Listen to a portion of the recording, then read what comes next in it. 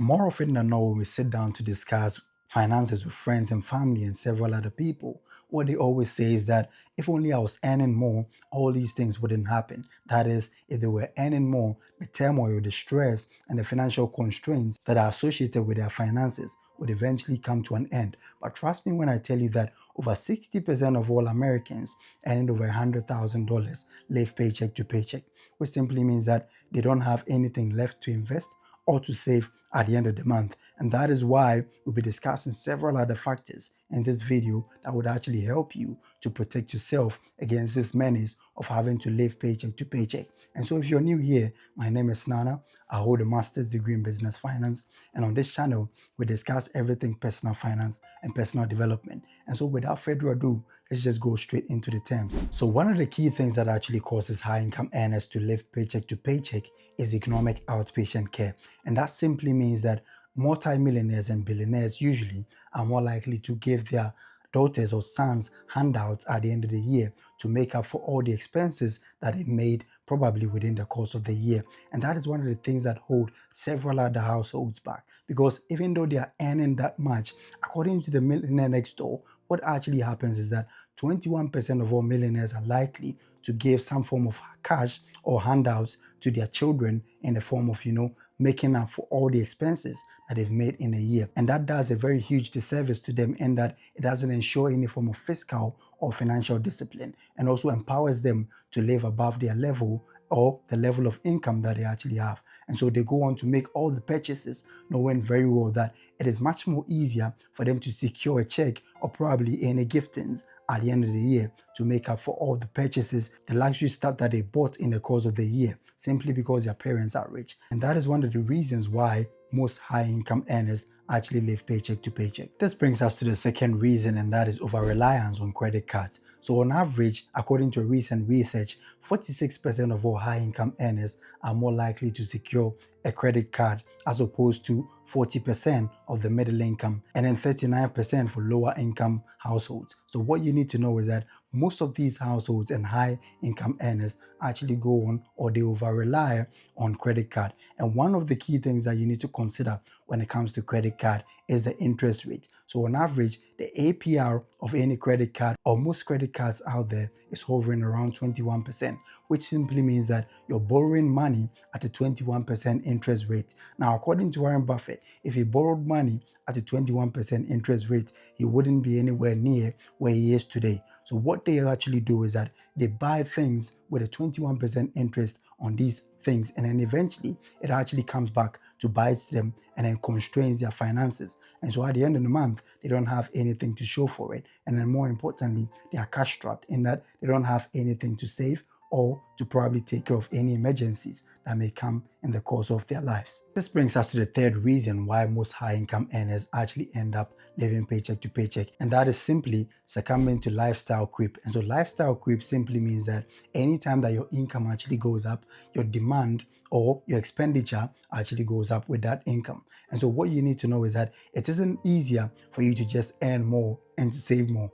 Holding all other factors constant, according to economics, the more you earn, the more likely you are also going to develop some form of taste for luxury items. So for instance, if you live in a decent neighborhood, anytime that your money or your income or your paycheck actually increases, you're more likely to develop a taste to live in a higher, ranked neighborhood, simply because now you're earning more, or you're likely going to change your car or to change your clothes to wear some luxury brands and all that. More often than not, what people tend to do is that they actually succumb to lifestyle creep, and that is why they don't have anything left at the end of the month. So even though they may be earning so much, their expenses are actually coming or catching up with whatever they are earning. And that is one of the surest ways for you to actually live paycheck to paycheck. This brings us to the fourth reason, and that is simply because they do not make any tax efficient money moves. So one thing that the ultra rich is known for is that they try as much as possible to become extremely tax efficient, in that they find ways and means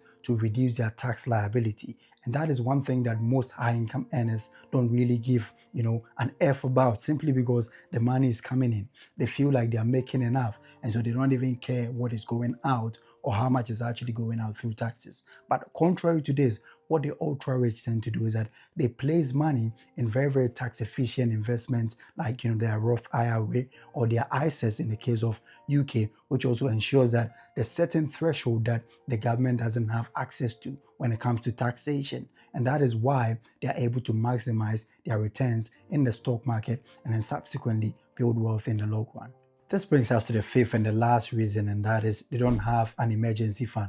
So an emergency fund is any fund that is meant to cushion you financially in the case of any economic turmoil. And then more often than not, what experts do advise is that you save at least between 1 month and then 3 months, or probably if you're able to extend it to be on the safer side, between 1 month and then 6 months of your monthly expenses, and then put that aside in an emergency fund, so that in the case where there's any right sizing or downsizing, or probably you being unemployed, touch wood, then you'll be able to have something to actually fall back on and then find your feet when the fortunate economic turmoil is actually hit. And so that is one of the surest things that high income earners actually shy away from. They don't care simply because the money is coming in large quantities. They don't really care about how much they should actually set aside in case they are faced with any economic turmoil. They don't really think about emergencies. Once the money is coming in and they have enough to spend or to quench their luxury thirst, then it becomes much more easier for them to live life and then omit anything that would likely cushion them in the case of any unforeseen circumstance, like we've discussed earlier.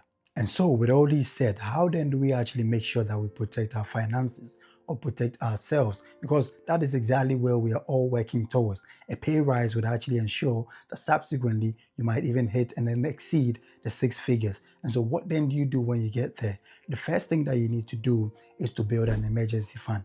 That is the surest way that you can actually build and sustain wealth. Secondly, what you can do is to offset any debts that you have. More importantly, what you have to focus on is your credit card debt. So there are two ways that you can service that debt. One, the debt avalanche method, and the snowball method. The snowball method simply means that you're actually going to settle the smaller debts first, and then the debt avalanche method means that you're going to settle the big debts that attract the biggest interest first. And so that is the technique. One of these techniques would work for you, of course, depending on your financial situation. But what you also need to know is that savings alone would not necessarily make you rich. And so when you get there, or even before you get there, advisably, try as much as possible to diversify your streams of income. One of the surest ways to do that is to invest your money. Investing in the stock market would return anywhere between 6 to 8%. That is if you're to put your money into an index fund like the S&P 500, which is the safest way to actually invest and then avoid losing your money altogether. And so these are all the things that you need to know and things that you need to do in order to protect yourself when you get or you join finally the top 1% of earners in the US or probably in the UK. And with all these things said, and if you're constantly going to ensure the discipline and you put them to work, everything would work for you and then work in your favor insofar as the pursuit and the subsequent attainment of your financial goals is concerned. And so thank you for spending time with us. And of course, if you found value in this video, smash the like button and then subscribe, because I'll be shooting several videos every week, posting them on here to help us to manage our finances. Thank you, and see you in the next video.